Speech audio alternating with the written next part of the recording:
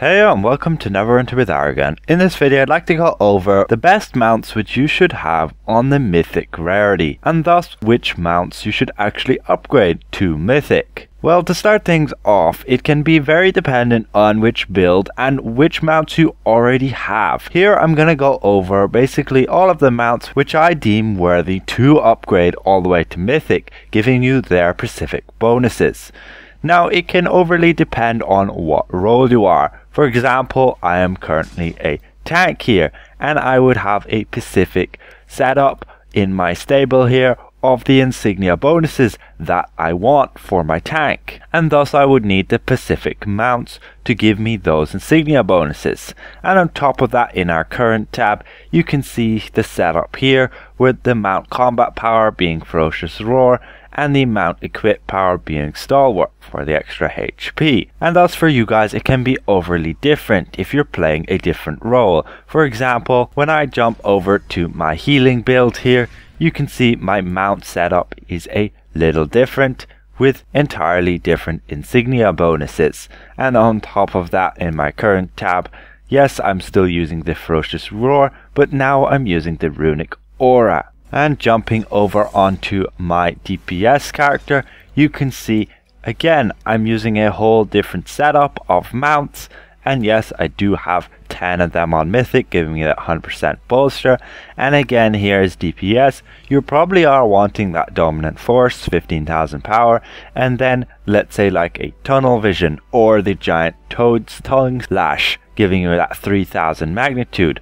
Or you could be running any of the other useful combat powers. So let's go over the most useful mounts. Initially I'm going to start with Mythic and work my way down the rarities. So let's start things off. Well, initially we have the Mythic King of Spines. Yes, this mount is a very good mount, mainly just for its combat power.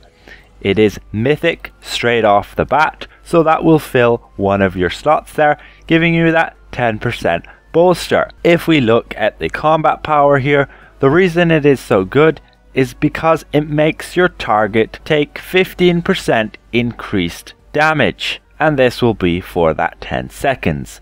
So in Endgame, in a trial scenario, when we all call artifacts, that's when you would use this, and everybody in the party, basically in the trial, will gain that 15% bonus to damage.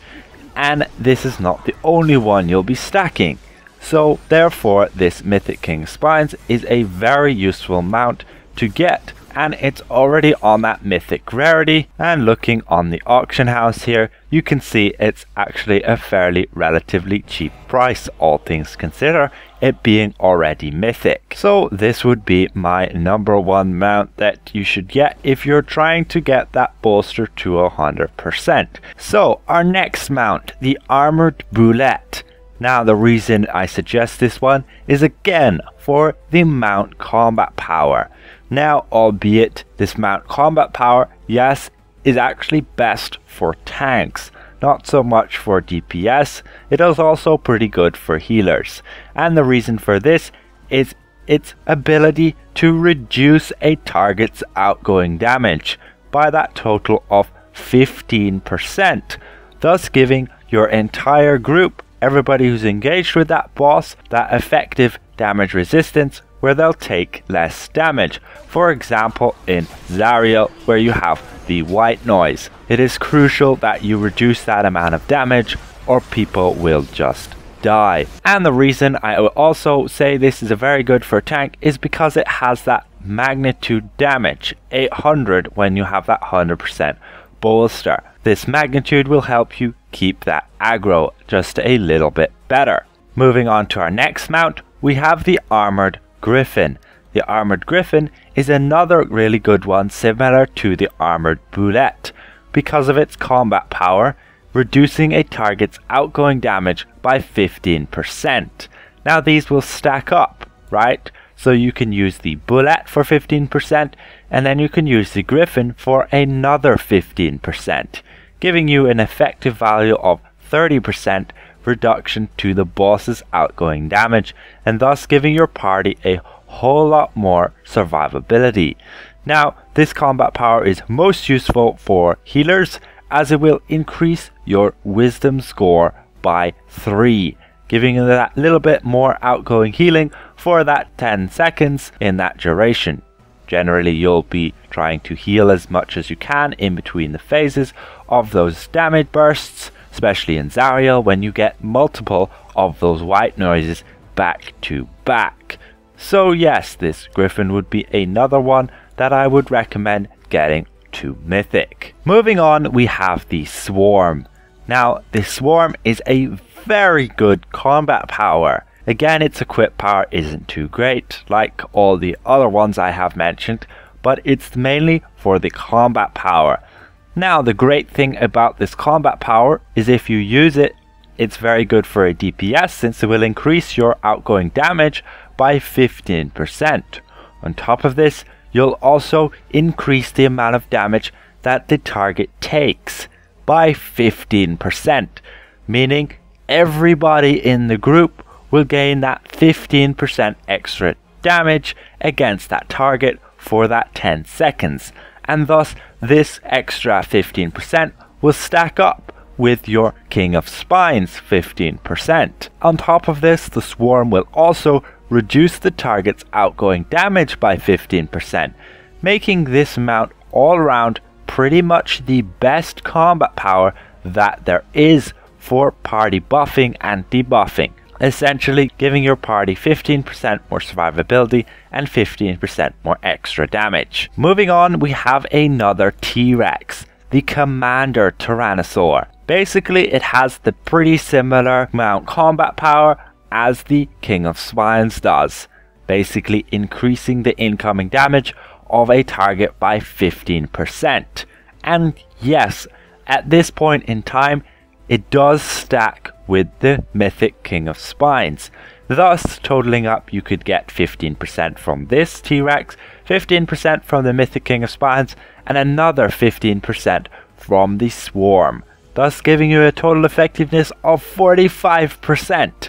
Which is all around really good, and it's very important in a trial to get these timed correctly so that you all gain the buff, and thus multiplying the output of damage for that short period of time, 10 seconds, by a whole lot of amount. So this again is another one of those really good mounts to get to Mythic. Moving on, we have another Tyrannosaur, this being the war painted one. Yes, it's very similar to the Commander, however this one has a slightly different combat power, being named the War Painted. But again, it basically has the exact same effects, giving you that increase of 15% extra damage to a target. And thus, these can pretty much all stack up. You have all 4 of these combat powers which will stack, giving you each 15%, thus giving you a total of 60% now when you cast all of these at the same time. Now, that's pretty much it for all of the mounts that have really good combat powers to help your team. The Boulette and the Griffin helping with survivability along with the Swarm, and then these 4 here, the Swarm and the 3 T-Rexes, helping increase your party's outgoing damage by a whole lot amount. So yes, these current 6 mounts that I have shown you guys are 6 of the mounts that I highly recommend every character would have. So yes, ideally you would get all of them to be account bound mounts, and you could get them basically for all of your characters. The only 2 here not being account wide would be the War Painted and the King of Spines, but their price tag does make it very cheap in terms of being that. King of Spines only being there at 3 million, and the War Painted being there only just above 1 million to purchase from in this pack.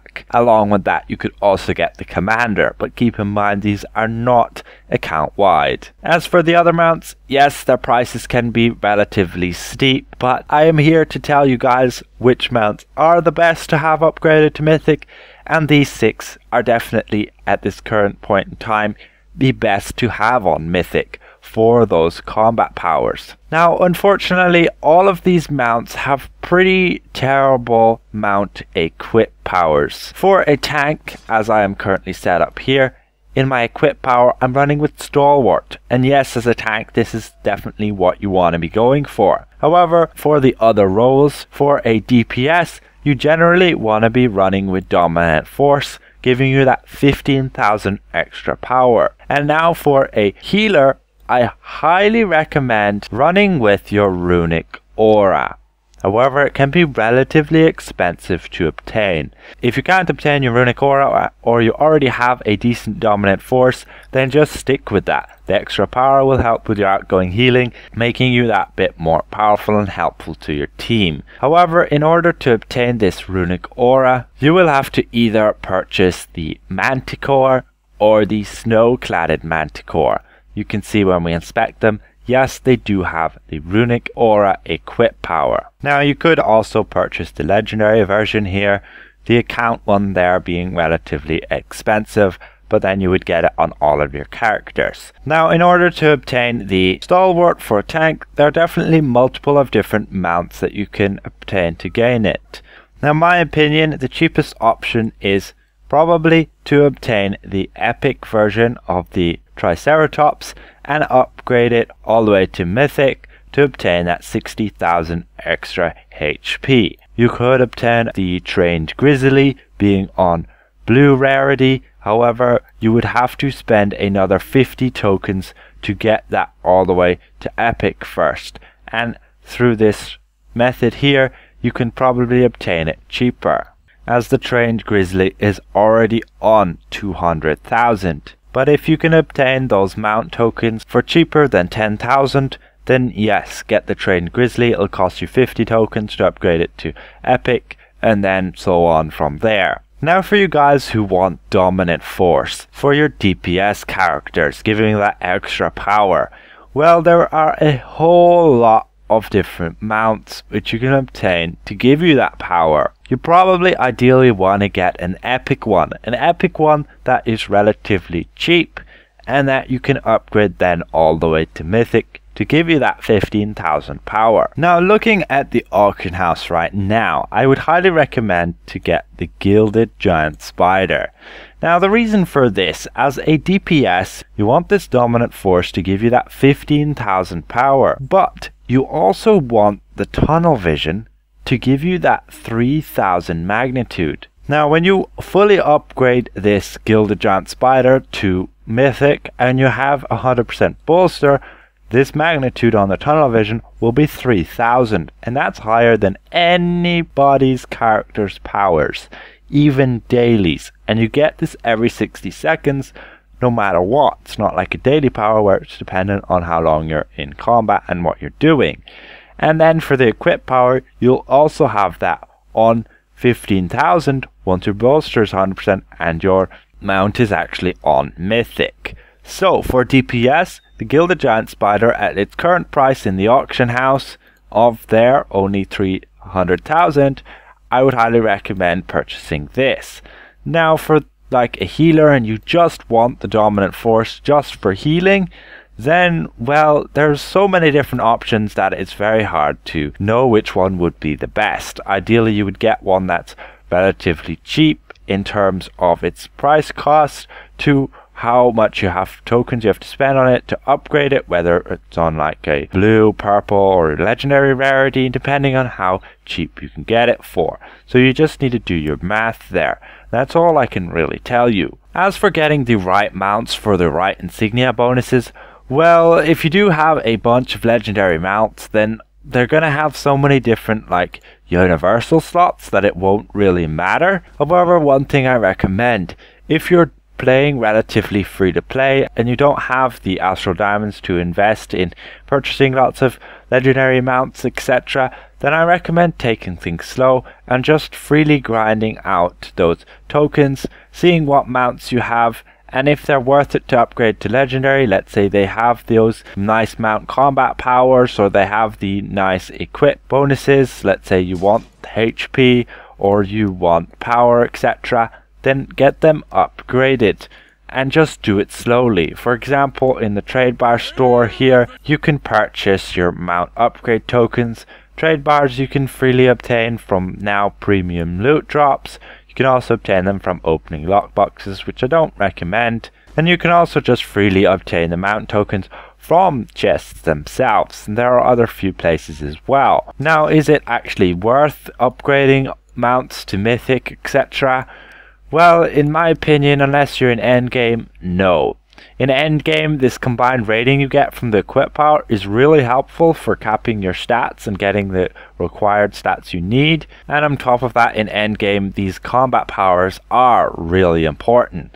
So if you're not in endgame yet and you don't have the tons of aswell damage to spend, then just take your time and just make sure you make smart investments. Let's say you want to purchase a mount, make sure it's the right one for your character and that you might actually need it. What I would suggest is getting a mount to mythic that's going to give you a good equip power as soon as possible. For example, on a tank, you ideally want to get that War Triceratops or that mount which gives you that extra HP to mythic first. And once you get that to mythic, it's going to give you that extra HP and thus that survivability. And then from there, I highly recommend getting a decent combat power. And from there on out, it's pretty much just about getting this bolster up. But you ideally want to get this bolster up with other mounts that are actually decent. For example, these other legendary ones here. However, some of them, their prices can be just over the top that they're just not worth it. And you're better off getting other variants that are on like purple or blue and going from there to upgrade them. So that's pretty much it for this video. Hopefully this was somewhat helpful. Just a short kind of guide to mounts in general and which ones you should possibly upgrade and overall how good mounts can actually be and whether they're worth it. So hopefully this was at least helpful to some of you guys. If I presented this well, consider leaving the video a like, and if you're new around here, consider subscribing. I will see you guys around. Goodbye for now.